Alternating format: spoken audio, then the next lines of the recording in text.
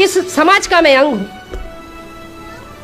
मैंने मेरे मिस्टर से कहा कि अगर घर में रहूंगी और मरूंगी तो मरीज कहलाऊंगी, लेकिन समाज के लिए काम करते हुए मरूंगी तो शहीद कहलाऊंगी। आज समाज के लिए काम करने का, समाज को, ये अधिकार वंचित समाज को जागरूक करने का मैं काम करती हूं। अभी आपने देखा होगा आदिवासियों ने, हमारा आदिवासी समाज ने रावण दहन के पुतले का विरोध किया। एक भी सपोला बाहर निकला देखा आपने? चुटैया वाला निकला बाहर? नहीं निकला। रावण का दहन क्यों? जब रावण के दहन के लिए जब पूरे भारत में आवेदन लग गए तो एक भी सांप बाहर नहीं निकला कि नहीं रावण का दहन क्यों नहीं करने दोगे। क्योंकि वो जानते हैं कि अगर रावण के दहन पर अगर हमने प्रतिबंध लगा, मतलब उसको खोलने की बात करी, तो मैं भी कमजोर नहीं हूं। मेरा सवाल पहले से ही मैंने तैयार करके रखे। मैंने सभी संगठनों को लिख करके दे दिया कि अगर आपके ऊपर कोई डबल FIR करता है कि रावण के दहन होना चाहिए, तो मैंने कहा सबसे पहले उससे पूछना कि अगर रावण का दहन एक स्त्री के हरण के लिए किया जाता है तो सबसे पहला अदालत में जजों के सामने, हाई कोर्ट का जज हो या सुप्रीम कोर्ट का जज हो, कहना कि इंद्रदेव ने ऋषि गौतम की पत्नी अहिल्या के साथ बलात्कार किया, उसका अपहरण किया, उसका दहन क्यों नहीं? राजा पांडु ने माद्री के साथ बलात्कार किया, उसका दहन क्यों नहीं? ऋषि पाराशर ने केवट की बेटी सत्यवती को भगा करके ले गया और उसका बलात्कार किया, उसका दहन क्यों नहीं? बृहस्पति की पत्नी तारा का हरण वन मंत्री चंद्र ने किया। ये मैं नहीं कह रही हूं, उनके धर्मशास्त्र कह रहे जो उनके बाप दादों ने लिखे। तो वन मंत्री चंद्र ने अपहरण कर बलात्कार किया, उसका दहन क्यों नहीं? ब्रह्मा ने अपनी पुत्री सरस्वती का अपहरण किया, बलात्कार किया, उससे बेटी पैदा करी, उसका दहन क्यों नहीं? राजा नरक की रानियों के साथ कृष्ण ने जबरदस्ती विवाह किया, उसका भी तो दहन होना चाहिए ना। कृष्ण ने स्वयं की बहन सुभद्रा का अपहरण किया, उसका भी दहन होना चाहिए। कृष्ण, अब आप सोचते होंगे कृष्ण और राधा का संबंध क्या है? राधा कृष्ण की मामी है, उनके धर्म के अनुसार अगर कोई भांजा मामी के साथ रंग रलियां मनाएगा तो क्या कोई छोड़ेगा? उसका भी दहन होना चाहिए। इसी तरह भीष्म पितामह, महाभारत में भीष्म पिता ने अंबे अंबालिका का अपहरण किया, तीन लड़कियों का अपहरण किया, अंबा अंबालिका, उसका भी दहन करो। रावण का दहन करेंगे। ब्राह्मण जितने भी हमारे देश में आक्रांता आए, सबने भाषा के नाम पर बेवकूफ बनाया। आर्यों ने संस्कृत के नाम पर, आर आए, हुण आए, शक आए, फ्रांसीसी आए, मुगल आए, अंग्रेज आए, सब तो हमें बेवकूफ बनाएगा, क्योंकि ये देश सोने की चिड़िया था। इसमें दूध की नदियां बहती थीं। इस देश को लूटने वाले यही है। 4 वर्ण बनाए, 4 धाम बनाए, 4 यज्ञ बनाए। यज्ञ कौन से थे मालूम है आपको? यज्ञों के नाम पर नर बलि दी जाती थी, यज्ञों के नाम पर पशु बलि दी जाती थी, यज्ञों के नाम पर गौ की बलि दी जाती थी। वो उन्होंने नर बलि, गौ बलि, अश्व बलि, राम ने किया ना अश्वमेघ यज्ञ, सुना है ना?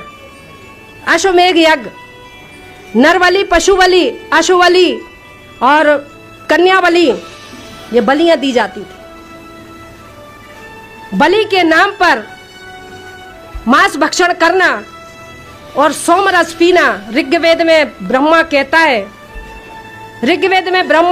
हे ब्रह्माणी, तुम मुझे गौ का मांस इतना खिलाती हो कि मैं खा खा के सांड जैसा हो गया। ऋग्वेद में लिखा, मैंने नहीं लिखा ऋग्वेद, पढ़ लो।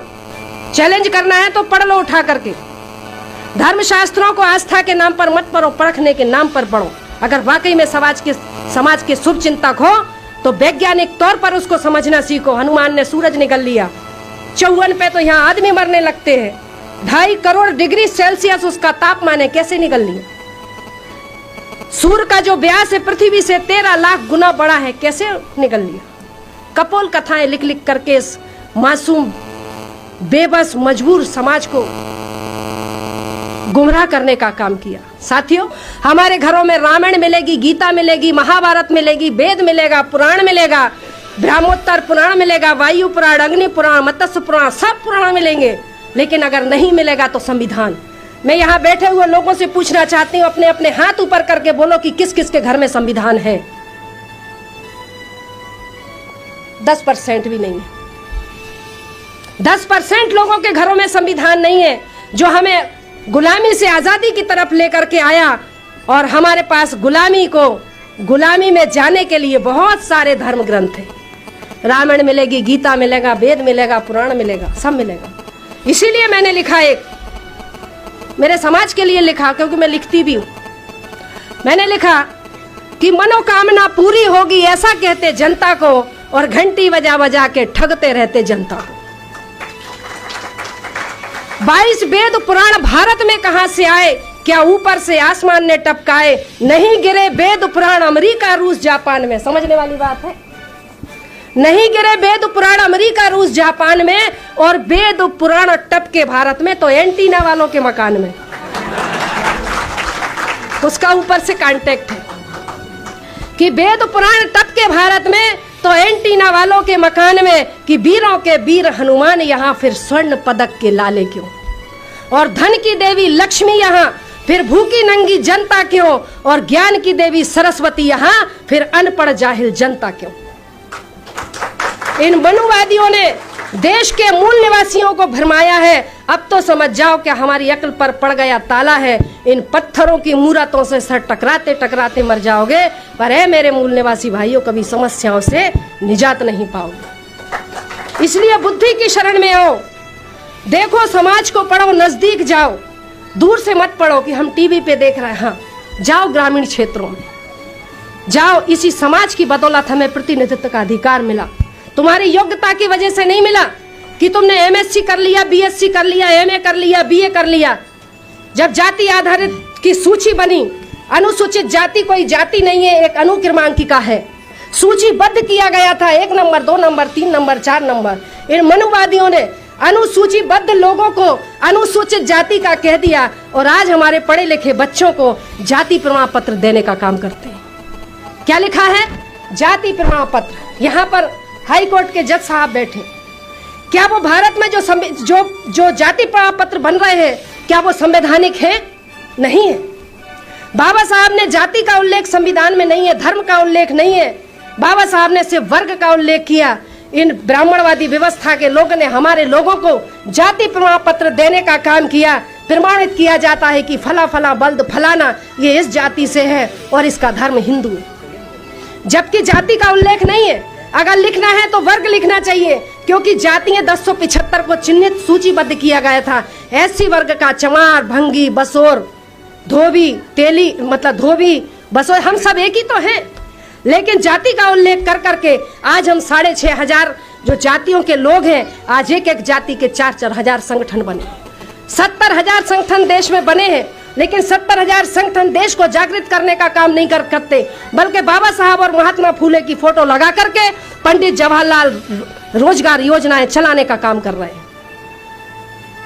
समाज को जागृत करने का काम, बेसिक जानकारी नहीं है, इतिहास की जानकारी नहीं है, लेकिन बेस है, कैडर नहीं है। कैडर विहीन समाज कभी आंदोलन नहीं करता। कैडर विहीन समाज कभी आंदोलन नहीं करता। जब उसको अपने दुश्मन की पहचान नहीं है तो मारे किसको?